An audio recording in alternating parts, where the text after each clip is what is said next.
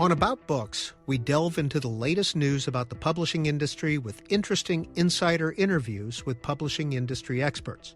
We'll also give you updates on current nonfiction authors and books, the latest book reviews, and we'll talk about the current nonfiction books featured on C-SPAN's Book TV. We are here because books have been questioned, challenged, and banned at record rates this school year. And there are students watching from near and far. In fact, I've brought some of them with me as support in notes that they have given to me.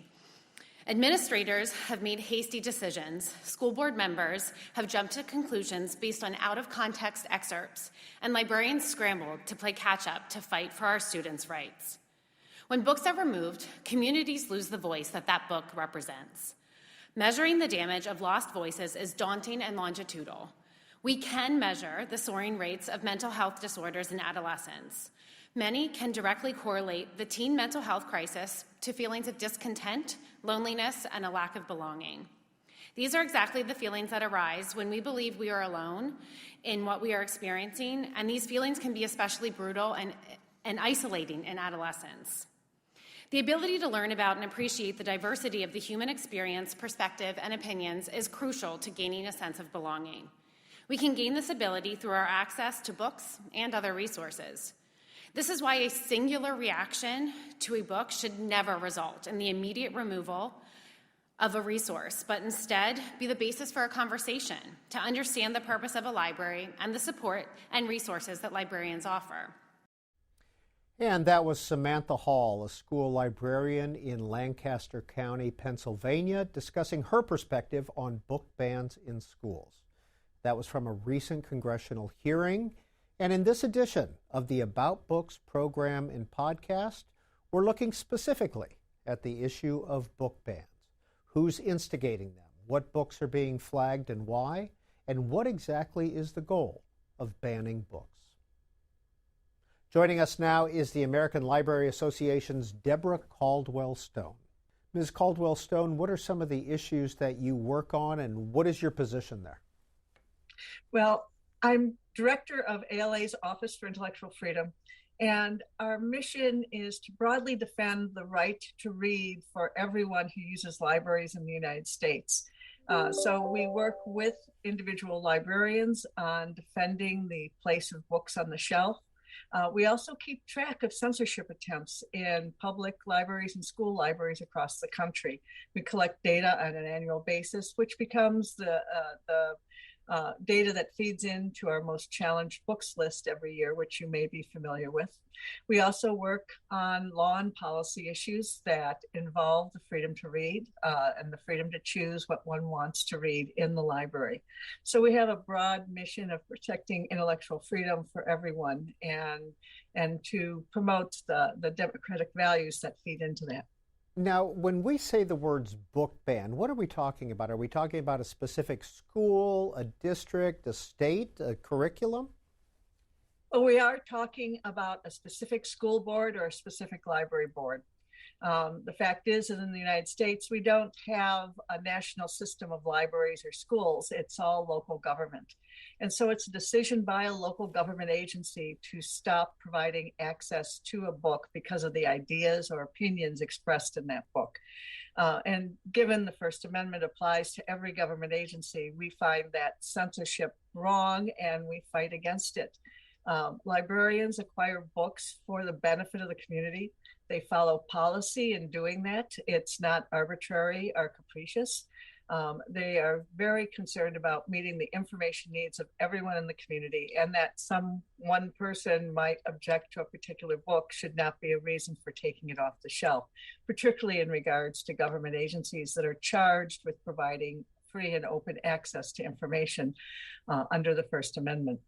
Now, Deborah Caldwell-Stone, according to your office, 39% of the book bans are initiated by parents, 24% by general patrons, 18% by board administration, 10% by religious or political groups. When a parent requests a book to be removed from a school shelf or a public library shelf, do you take that seriously? We do. We do believe in the right of every individual parent to guide their child's reading, their students' reading. However, we don't believe that an individual parent should be dictating to the entire community what's available to be read. We live in diverse communities. We have diverse identities, diverse interests. Not every book is going to suit every reader in the library, whether it's a school library or public library. And we hear from library users, especially library users who belong to traditionally marginalized groups like LGBTQIA persons, Black persons, persons of color, that it's so important to find books that reflect their lives on the shelves of both school libraries and public libraries, and that somebody might have an objection to these books for moral or religious reasons or for political reasons. Shouldn't be a reason that they shouldn't be available to the communities. Libraries serve everyone and should represent everyone in their collections, and a government agency shouldn't be making decisions on some single person's moral or religious objections to a book to take it away from the community as a whole. When we look at the most challenged books that the ALA puts out, many of them deal with sexuality. Correct. And more specifically, the books deal with gender identity or sexual orientation. Prior to this year, the most challenged book was a book now called Melissa, previously called George. And it was actually a middle school book about a young person who is transgender and their experience of dealing with that in the context of being a middle school student.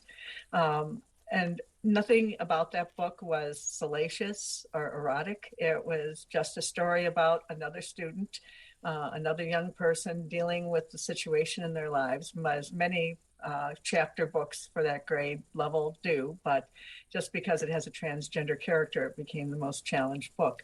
Similarly, the other books on the most challenged list often deal either in nonfiction ways or fictional ways with LGBTQIA persons. The other most challenged book we're seeing, and frankly, in the wake of efforts to erase what's called critical race theory from schools, are books dealing with the lived experiences of Black persons and offering alternative perspectives, particularly African American perspectives on the history of racism and slavery in the United States. And so we're seeing most challenges being brought to books that elevate the voices of marginalized communities in our United States, that reflect the diversity of our communities in the United States. And we find that extremely troubling. Librarians, as I said, want to serve the entire community, make sure that everyone in the community can find the books that serve their needs, that reflect their lives. And these censorship attempts are really an effort to stop that and prevent that from happening. Have you seen an increase in potential book bans or requests for book bans? We absolutely have. And in fact, what's most troubling is that we're actually seeing organized groups come together at the local level and challenge books that they find distasteful, either because they do deal with gender identity or sexual orientation, or because they believe that falsely they are, quote, critical race theory, unquote, and thus try to remove them from classrooms and libraries. We're seeing these groups crop up across the country and bring demands to school boards and library boards to remove these books that they disagree with. They actually have lists of bad books they'd like to see removed from libraries across the country. And so this has resulted in an unprecedented increase in the number of challenges. This last year alone, we received 729 reports of efforts to remove books from schools and libraries across the country, and that those challenges represented efforts to remove 1,597 separate titles.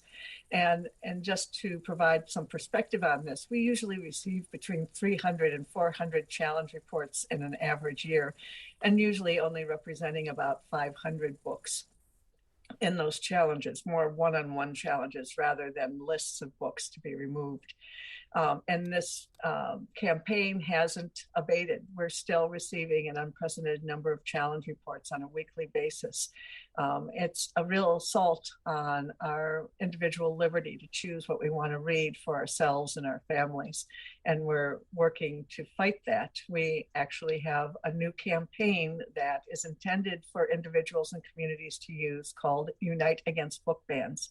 And it's meant for anyone who believes in the freedom to read, the freedom to choose, the freedom for every parent to make their own choices about what their family reads, and to come together and say that the government shouldn't be using its power to dictate what we can read and choose. And so we have set up this website. It's at uniteagainstbookbans.org. Everyone is free to visit, and there is information there about book challenges. There's information there about how to raise the issue with school boards and library boards and defend the freedom to read. And really good information about where the true support for reading lies. We found that when we did a survey this last spring, we found that the vast majority of individuals in the United States actually do support the freedom to choose to read what they wish.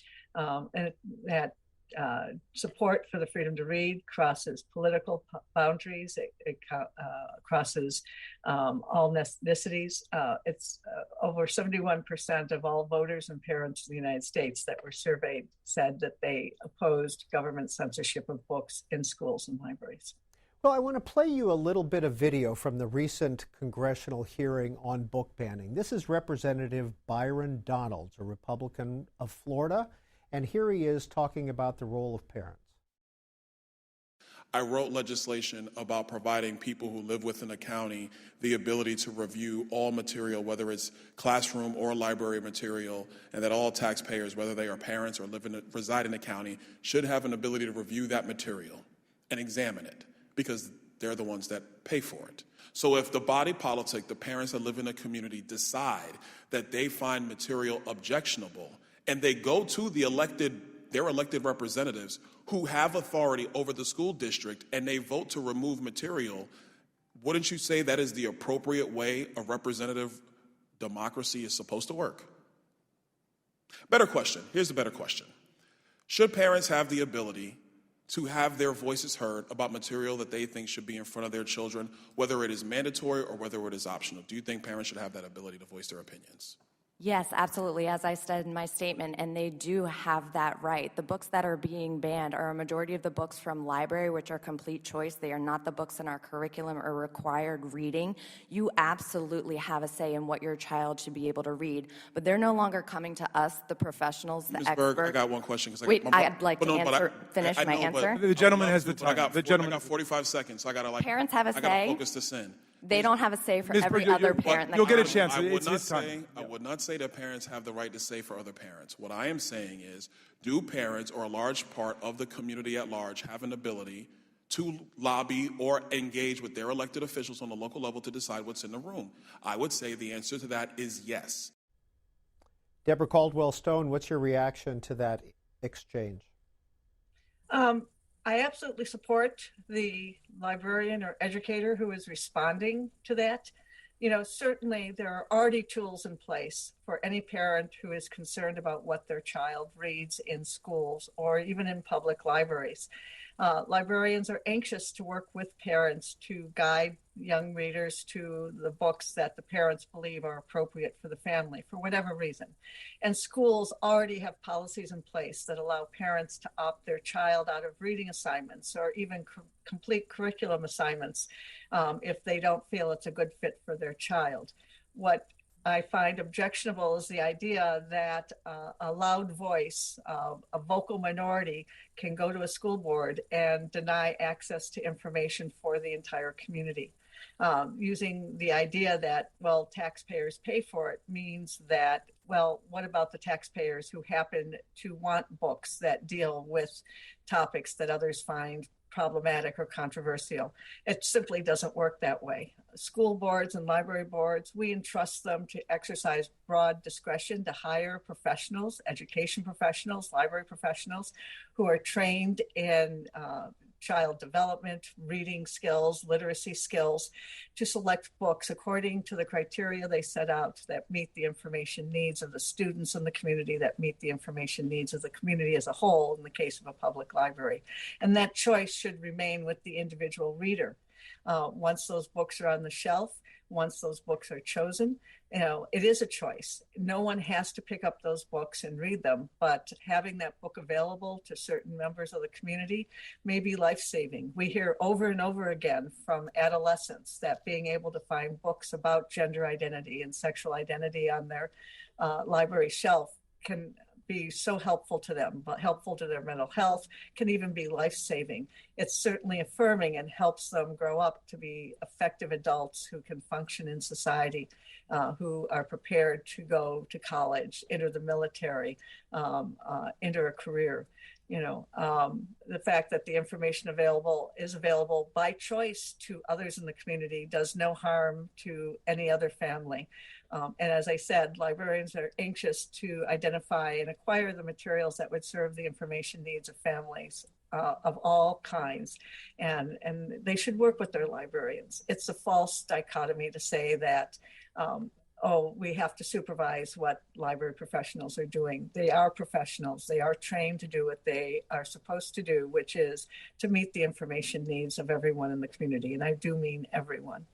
It shouldn't be subject to a heckler's veto or a narrow, loud voice who may have moral or political objections to some material when others in the community so clearly want to read that book. Deborah Caldwell-Stone with the American Library Association, thank you for your time on About Books. Oh, thank you for the opportunity. I'm so pleased to be able to be here. Thank you. Now, according to the American Library Association, the top 10 books that are being banned from school libraries and other locations include Maya Kobabe's Gender Queer, Jonathan Evison's Lawn Boy, Angie Thomas's The Hate You Give, as well as Sherman Alexie's The Absolutely True Story of a Part-Time Indian, and Susan Cookland's Beyond Magenta, Transgender Teens Speak Out. Well, here's a little bit more video from that recent congressional hearing on banning books. It's Representative Jim Jordan, a Republican of Ohio, and he's talking with Jonathan Pidluzny of the American Council of Trustees and Alumni. And when it comes to elementary or primary education, that's about what's appropriate for kids. That's a different debate than college campuses, adults, free speech. Is that right? Absolutely, right. So I think it's perfectly reasonable for K-12 to ask, are these resources well tailored to our educational objectives? And so you can never remove a book to restrict access to political ideas or social perspectives, right? However, and this is from Justice Blackmun writing in PICO, First Amendment principles would allow a school board to refuse to make a book available to students because it contains offensive language or because it is psychologically or intellectually inappropriate for the age group, or even perhaps because the ideas it advances are manifestly inimical to the public welfare. Yeah, because moms and dads don't like that. That's a different animal. And now joining us on About Books is Tiffany Justice. She's with a group called Moms for Liberty. First off, Mrs. Justice, what is your group? We are a nonprofit grassroots organization of parents across the country, and our mission is to unify, educate, and empower parents to defend their parental rights at all levels of government. And when you say all levels of government, does that include checking and monitoring what books are in school libraries? Sure, because we have government schools. Have you ever recommended a book being removed from a library? I personally haven't recommended a book be removed from the library, but if I was still sitting on school board, which I did here in Florida from 2016 to 2020, I'm a mom of 4 children who attend public school ages 17 through 10. If I had been aware of the books that were in these libraries, and I wasn't, but I would have then actually asked for many of these books to be removed because I do not believe that they are appropriate for the age groups in which they're being presented. And is this more of an age group thing for you than it is a political ideology? Yeah, I don't really think politics belong in this conversation at all. What we're seeing is some very sexually explicit graphic material that has made its way into our classrooms and our campuses and our school libraries. And I think parents would like to know a couple things, including how did those books get there and what processes and procedures are there to stop that from happening again. There must be accountability here for what children are being taught and exposed to in school. And does that begin with electing the school board? Yeah, absolutely. I mean, I love local control and I love serving on school board. It was a wonderful opportunity. And I think it's important that every community have that conversation about what's being taught in the schools and how people feel about it in the community. And every voice can be heard. There are situations where moms may have a concern about a book, and maybe that concern, as it is kind of reasoned out, it doesn't hold water. But the truth of the matter is that parents have the ability and the right to ask questions about their children's education. It's the fundamental rights of parents to direct the upbringing of their children. Well, one of the witnesses, Mrs. Justice, at the recent congressional hearing on book banning was Mindy Freeman. She's a Philadelphia area mother, and she was talking about her trans daughter. I want to get your response to what she had to say. Lily also happens to be a female of trans experience. She is proud to be trans, and we are proud of her. Being able to be visible for others and seeing herself in the books she reads is so very important. I want to be clear. If there is one soundbite to arise from my appearance here today, let it be this one. No book made my child become transgender any more than a book could have turned her eyes from brown to blue. Let me tell you a little bit about Lily's journey. Lily will tell you that as soon as she could recognize herself in the mirror, the person looking back at her was not the person she was. The male-presenting person reflecting back at her did not align correctly with her being. As Lily was growing up during her younger years, she presented in what would be considered a more feminine way. As someone that had never known a transgender person, while this out-of-gender norm behavior made my spouse and I question what was going on with Lily, we did not discourage her from doing the things she loved. In early elementary school, Lily lacked the words, insight, and confidence to describe what she was feeling. As school activities began to separate boys from girls, this only frustrated her. In 4th grade, when boys and girls were separated to learn about what was going on in their bodies during puberty, Lily began to panic. After sharing her feelings with my older 2 daughters, she came to my spouse and me. We did not have the knowledge of everything LGBTQ, especially trans-related, but what we did know is that we loved our child and that we would support her no matter what. And this is when our learning journey began. We shared with Lily's 5th grade teacher what Lily was going through, and her teacher brought to our attention Alex Gino's book, George, Now Melissa, an award-winning children's novel about a trans 4th grader, and said that Lily had the option to read it. We appreciated the visibility that this provided to Lily, as well as the support, not only by the teacher, but by the school for having age-appropriate books accessible on the shelves. Mrs. Justice, what's your response to what Mindy Freeman had to say about her trans daughter? Yeah, I think there's a lot to unpack there, to be honest with you. I'm glad that the parent and the teacher had a good line of communication and that the teacher was able to work with the parent as the parent was directing the upbringing of their child, as they have the right to do, to find resources to be able to help to support that child.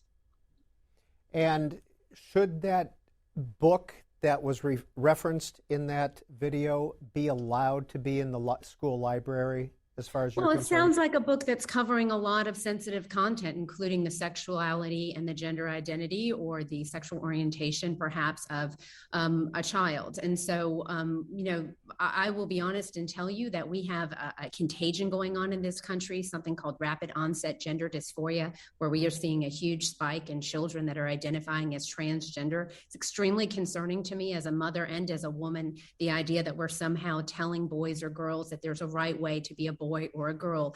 It feels regressive, in fact. And so there's a lot to talk about in that comment and what those in the comments that mom made.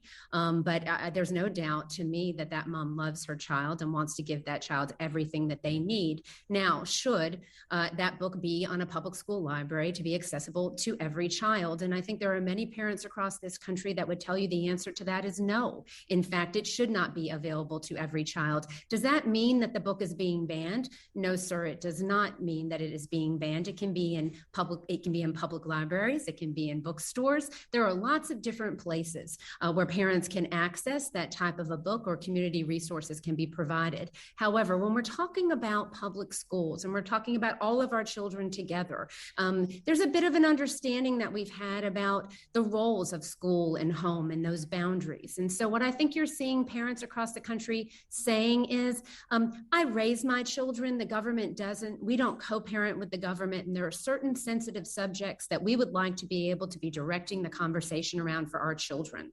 This is one of those things. Parents are very concerned about this idea about gender identity that was never discussed in any of our public schools, now taking a front row seat in our children's education and affecting everything they do, including for many of our girls, how safe they feel in the bathrooms at their school. So public schools have made accommodations for children for a very long time. And I think in this situation, there need to be accommodations made for this child. So this child feels safe and valued, that the mother is still directing the upbringing of the child, but that the other children and parents at that school also have the opportunity to broach these type of sensitive subjects that really we still believe belong at home.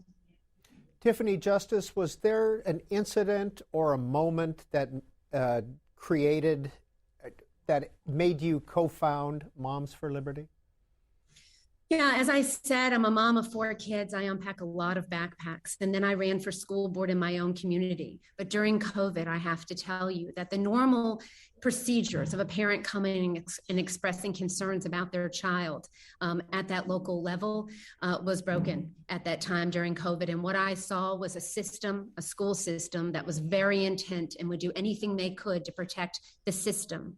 And the children were left to shoulder the burdens of adult selfishness and fear oftentimes. And as a mom and as a school board member, what I saw was districts ignoring parents, ignoring their concerns about virtual learning. And we are now dealing with a nation of children who are grappling with 2 years of lockdowns in this pandemic that have affected their lives in ways I think many adults cannot even imagine. Parents' voices need to be louder than any other stakeholder in conversation about education. Parents need to be part of these committees to decide what's appropriate for children to be learning in schools. And local control and school boards are one of the best ways to be able to do that, to get elected. So, Tina and I, co-founders, just felt like parents needed a voice and we could help them to find that voice.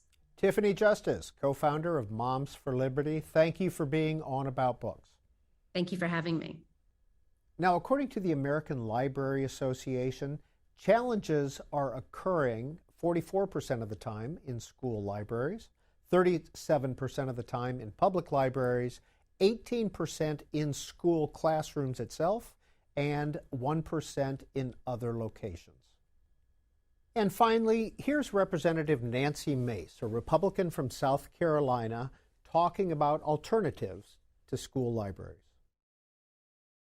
Ms. Hull, thank you for being here today, and thank you for bringing your experience as a librarian with us this afternoon. So are the only libraries in the United States school libraries? Are those the only public libraries in the U.S.? No. So are there libraries that maybe municipalities, states, or counties also create in different states across the country? I believe they're known as public libraries. Right. So is there anything that prevents a student from going to a public library if they can't find a book they want to read in their school library? Transportation would be the main one. Okay. So if are they allowed to go to a public library, or are students allowed to go to a public library or only school libraries if they have transportation? That would be a parent decision. Okay. Are there other places where students or parents can get books? Maybe a bookstore, like a physical bookstore, like a Barnes & Noble bookstore? Perhaps if they have the financial means. Can parents buy books online, like from Amazon? Perhaps if they have the financial means. Can you go to a place like Goodwill and buy a book for less than $1 or maybe even get it for free? Goodwill's selection is certainly not as expansive as those curated or by other librarians. bookstores. So what you're saying is there's more than one opportunity for a student or a parent to get a book to their kid's liking. It's not just, they're not only limited to public schools, they can get a book from a lot of different places, even a coffee shop if they wanted to, right? Yes. And we want to show you the map by PEN America of where book bans have been taking place, especially in school districts.